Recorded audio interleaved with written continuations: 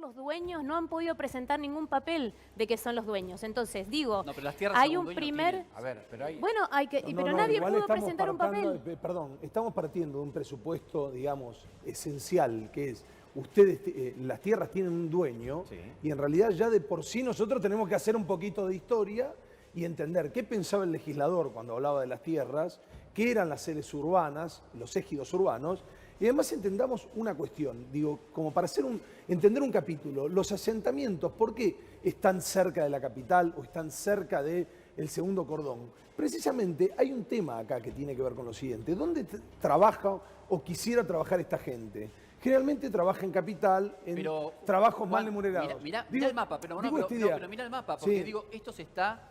Sí. Dale play al mapa, creo que es un mapa que tiene animación, ¿no? Y mándamelo a pleno, si te parece.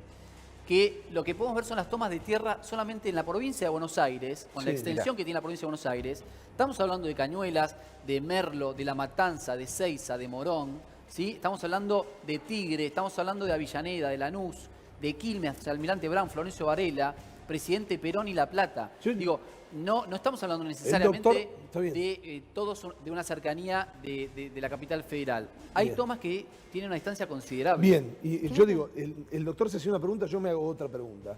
Si esto no está abonado por la desesperación, si no está abonado por una situación que ya venía mal y que se agravó con la pandemia, hay que entender, esto no es que nosotros éramos Suiza y la pandemia nos condujo a ser Ruanda. Nosotros estábamos realmente muy mal económicamente y mucha gente que ya estaba mal, y por esto hago tanto énfasis, ya lo dije el sábado pasado, después algunos de alguna manera coincidieron en esos argumentos. Lo que yo digo es lo siguiente, aquel que estaba mal antes de la pandemia, es decir, que llegaba con lo justo, que puchereaba en términos para decirlo, digamos, en términos criollos, ese tipo salió expulsado, porque antes hacía una changa, cambiaba, no sé, imagino, no digo que sean necesariamente, cortaba el pasto, se ganaba unos pesos y por lo menos bancaba la olla con eso. Ese tipo, con la pandemia, digo, ese señor, ese padre de familia, que en algunos casos tiene 3, 4 hijos, después vamos a entrar en un debate de las derechas, de las izquierdas,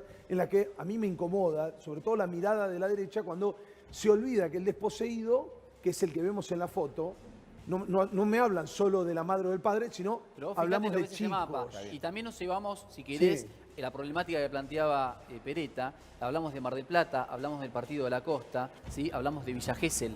Insisto, y hablamos de tierras. Hablamos de Pergamino, que tiene, te voy a decir, es en otra distancia muy lejana.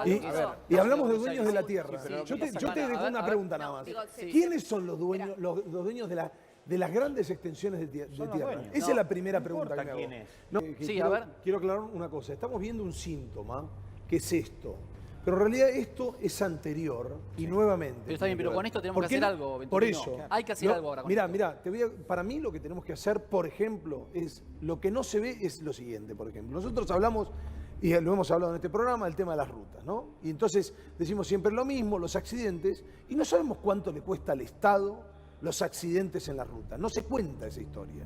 Y yo digo, no sabemos cuánto le cuenta al Estado, porque si estos chicos viven en estas condiciones, cuando se enferman, van a ir a un hospital público también.